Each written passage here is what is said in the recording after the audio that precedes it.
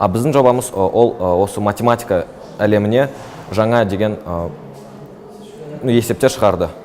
Және де осы бар әлемдегі математиктердің уақытын жинайды.